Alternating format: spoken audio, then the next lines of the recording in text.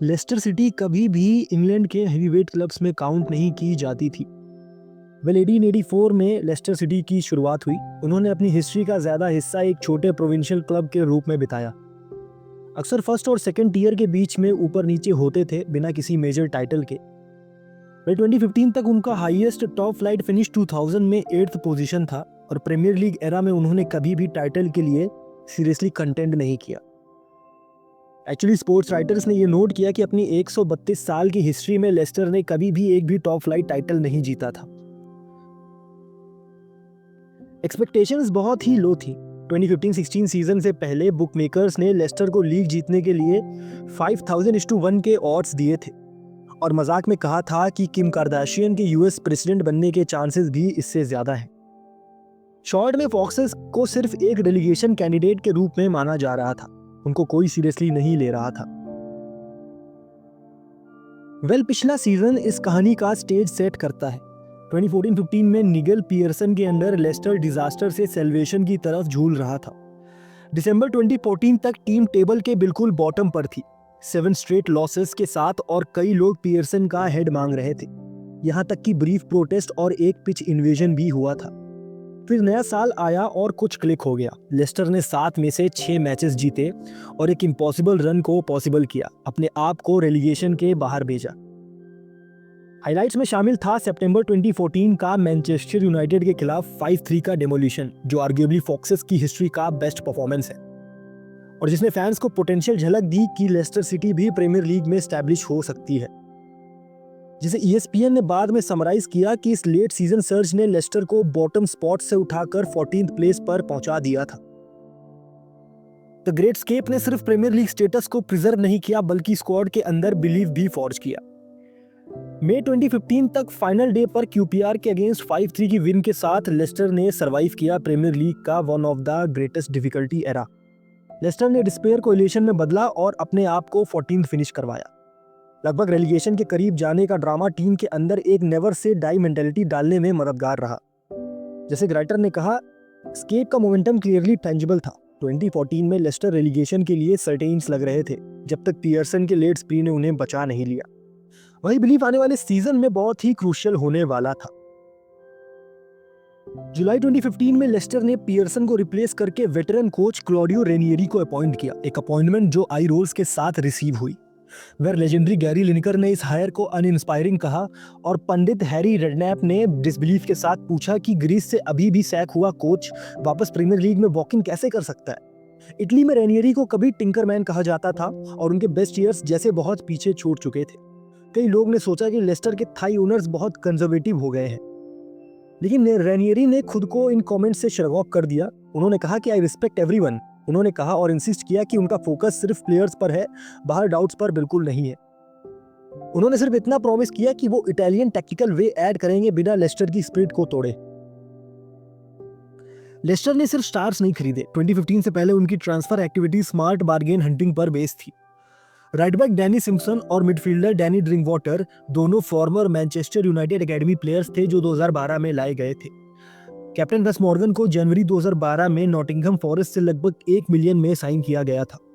Goalkeeper Caspar स्माइकल free transfer के through Manchester city से Leicester City आए थे। सबसे खास बात यही थी कि 2016 के स्टार्स बनने वाले कई प्लेयर्स मिनिमम कॉस्ट पर आए थे। रियाद माहरेज जनवरी 2014 में ले हावरे से सिर्फ 320K में साइन हुए थे। एनगोलो कांते अगस्त 2015 में लगभग 5.5 मिलियन में साइन हुए थे और बेली एक ऐसा बार्गेन भी था जो बाद में टीम का इंजन बनने वाला था। जेमी वार्डी को 2012 में non league club Fleetwood town से लगभग 1 मिलियन में उठाया गया था।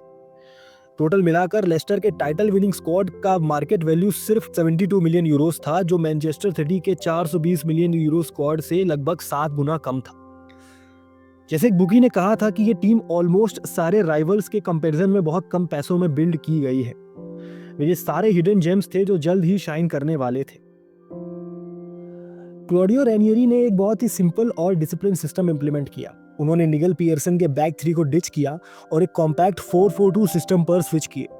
2 flat banks of 4 tightly defend करते थे, जहां एक एनर्जेटिक स्ट्राइकर डीप ड्रॉप करता था और एक पेसी सेंटर फॉरवर्ड के पीछे से काउंटर अटैक होता था। इस शेप में लेस्टर को तोड़ना एक्सेप्शनली डिफिकल्ट हो गया। एनालिस्ट ने नोट किया कि रेनियरी की टीम कितनी कॉम्पैक्ट थी। मिडफील्डर्स हाफवे लाइन पर एक सॉलिड लाइन होल्ड करते थे, ओपोनेंट्स को वाइड या लॉन्ग खेलने पर मजबूर करते थे। टीम वर्क और एनर्जी एस्टॉनिशिंग थी। लेस्टर के पास किसी भी चैंपियन के कंपैरिजन में सबसे कम बॉल पोजीशन थी और सीजन में 357 इंटरसेप्शंस भी थे।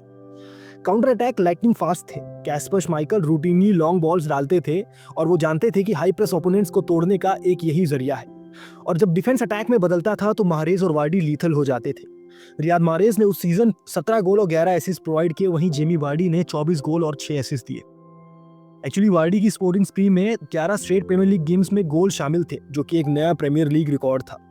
लेस्टर का प्लान एक क्रिस्टल क्लियर था, ऑर्गेनाइज्ड रहना, स्पेस स्क्वीज करना, बॉल हाई जीतना और फिर फास्ट काउंटर्स लॉन्च करना।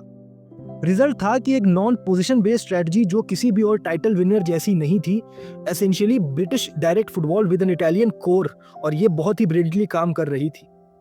रेनियर की टीम डिफेंसिवली टाइट रही और ट्रांजिशन में स्ट्राइक करती रही। Former Leicester defender Frank Sinclair ने कमेंट किया कि कैसे ओपोनेंट्स के स्पेस को स्क्वीज किया जाता है और माहरेज और वार्डी हर मिस्टेक को पनिश करते हैं। लेस्टर सिटी के कैंपेन में कई डिफाइनिंग मोमेंट्स आए। सिर्फ तीसरे मैच में ही लेस्टर ने टॉटनहैम, जो कि अर्ली सीजन टाइटल कंटेंडर्स थे, उनको ड्रॉ पर रोक दिया। वेल, इस रिजल्ट ने उनके ऑड्स 2500:1 से 500:1 तक गिरा दिए। ये एक अर्ली साइन था कि लेस्टर सिर्फ आफ्टर थॉट नहीं हो सकता था। इसके बाद नवंबर 21 को लेस्टर जाती है न्यूकैसल के घर पे, उनको 3-0 हराती है। लेस्टर के कमांडिंग अवे विन ने उन्हें टेबल के टॉप पर भेज दिया। इसी मैच में जेमी वार्डी ने 10 स्ट्रेट गेम्स में गोल स्कोर करने के रिकॉर्ड को इक्वल किया और बाद में इसको ब्रेक भी किया। मैच के बाद वार्डी ने कहा, we know we can cause teams problems. ये सिर्फ एक स्टेटमेंट नहीं था, कलेक्टिव कॉन्फिडेंस का शानदार मोमेंट था। क्रिसमस के अराउंड लेस्टर सिटी का शेकी पैच आया। लिवरपूल से लॉस और सिटी और बॉर्नमूथ से ड्रॉ। नेशनल मीडिया ने पूछा, क्या अंडरडॉग्स एक्सपोज हो गए हैं? असल में ये सिर्फ एक ब्लिप था, लेकिन साल का पहला शेकी फेज भी यही था। जनवरी और फरवरी भी लेस्टर के लिए काफी चैलेंजिंग रहा, लेकिन उन्होंने सारे चैलेंजेस को अच्छे से पार किया। वेस्ट हैम के अगेंस्ट लेस्टर 2-2 का ड्रॉ खेलती है, जो कि अप्रैल 14 को मैच होता है। इस मैच के बाद लेस्टर ने स्वांसी को 4-0 से हराया। सबसे की डिफाइनिंग मोमेंट इस टाइटल रेस में मई 1, 2016 को आया, जब लेस्टर सिटी मैनचेस्टर यूनाइटेड के अगेंस्ट ओल्ड ट्रैफर्ड पर मैच खेलने गई। मैनचेस्टर यूनाइटेड 1-0 की लीड पे थी, बट वेस मॉर्गन के इक्वलाइजर ने यूनाइटेड को ड्रॉ पर रोक दिया। इसका मतलब ये था कि स्पर्स को उस रात चेल्सी को हराना बहुत ही जरूरी था, लेकिन अनफॉर्चुनेटली ईडन हजार्ड के सेकंड गोल की बदौलत चेल्सी ने वो मैच स्पर्स के अगेंस्ट 2-2 का ड्रॉ खेला, जिसका रिजल्ट ये था कि लेस्टर का title of the pitch confirm हो गया था विद 2 गेम्स टू स्पेयर। जैसे जैसे लेस्टर टेबल पर चढ़ती गई, फुटबॉल दुनिया में डिसबिलीफ फैल गया। शुरुआत में काफी मजाक बनाया गया। ESPN ने ये तक कह दिया कि लेस्टर सिटी के प्रीमियर लीग टाइटल जीतने के चांसेस उतने ही हैं जितने लग्जमबर्ग के वर्ल्ड कप जीतने के। बुकमेकर्स लिटरली क्राइसिस में थे। एक ब्रिटिश पेपर ने लिखा कि टॉटनहैम के पिच छोड़ते ही बुकीज के PR email bell of despair बन गए। टीवी और कॉलम्स में पंडित मॉकरी से अमेजमेंट तक झूम रहे थे। गैरी लिनेकर जैसे स्कॉफर्स बिल्कुल चुप हो गए थे।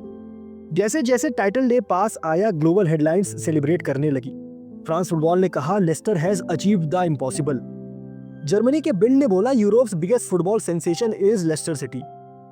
वेल, स्पेन, इटली और फ्रांस ने रेनियरी को किंग क्लॉडियो और लेस्टर को मिरेकल ऑफ द सेंचुरी बोला।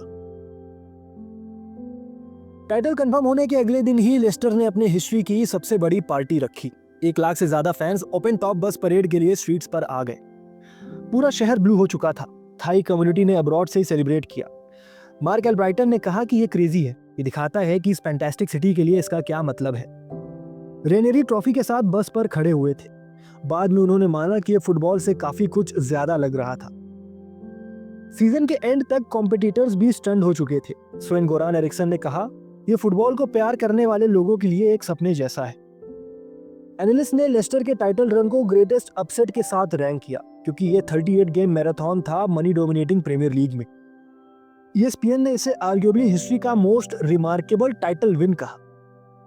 सालों बाद भी फैंस इसे एक फेरी टेल की तरह याद करते हैं। 2015 में रेलीगेशन से बचने वाली टीम 2016 में फुटबॉल की सबसे बड़ी ट्रॉफी उठा रही थी। जहां ऑड्स अक्सर ओवरवेलमिंग होते हैं, लेस्टर का 5000-1 का सीजन हमेशा लेजेंड बना रहेगा। तो ये थी हमारी आज की कहानी लेस्टर सिटी की। आई होप आपको वीडियो पसंद आया। प्लीज इस वीडियो को लाइक करें और हमारे चैनल को सब्सक्राइब करें। Thank you so much for watching the video. Thank you.